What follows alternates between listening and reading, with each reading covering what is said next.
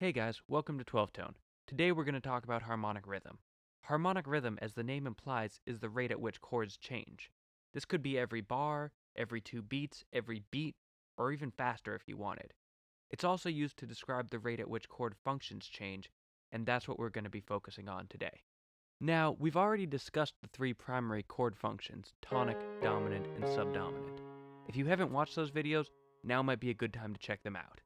If you have, you'll remember that tonic function is at rest, subdominant takes us away, and dominant leads us back. So a logical harmonic progression would probably cycle from tonic to subdominant to dominant and back to tonic. Many common chord progressions follow that pattern. For various reasons, especially in contemporary Western music, we often group rhythms in powers of 2. For instance, our most common meter is 4/4, which subdivides infinitely by 2s. Likewise, most common chord progressions are patterns of 4, 8, or 16 bars or chords. To fit our three functions in there, we often double up on tonic chords to best emphasize the key center. So a typical progression might be tonic, tonic, subdominant, dominant. The second tonic chord can be the same as the first chord, or it could be a different one. Ending on the dominant here allows us to provide a sense of continuation, since it hints at resolution back to the start of the progression. This pattern can be used to create one of the most iconic and recognizable progressions in modern music, one I like to call the doo-wop progression, but which is also known as the ice cream changes, the 50s progression, or the Stand By Me chords. While the progression has been used for centuries in almost every style imaginable, it's most associated these days with the doo-wop era of the 50s and 60s. In this progression, we start on the tonic 1 major, go to the tonic 6 minor, then to the subdominant 4 major, and finally the dominant 5 major. This works by following the exact rules we set out.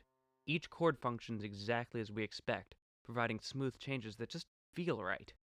But this is far from the only available pattern. In fact, you can do other great things with just these same chords, including a possibly even more iconic progression, the infamous 4-chord song. If you haven't heard it already, Axis of Awesome did a great piece about the many songs you've heard this particular set of chords in. This progression starts on the 1 major, goes directly to the 5 major, then up to the 6 minor and down to the 4 major. At a glance, this looks like a mess. We go directly from tonic to dominant, that dominant doesn't resolve to 1, and we're left hanging at the end on a subdominant chord. None of that is right. So why does it sound so good?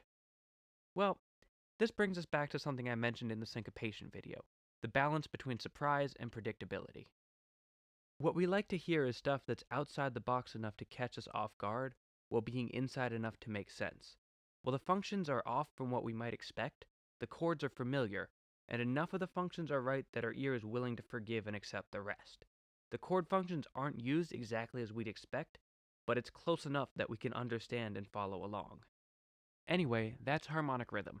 Try these out, write some progressions of your own, and keep on rockin'.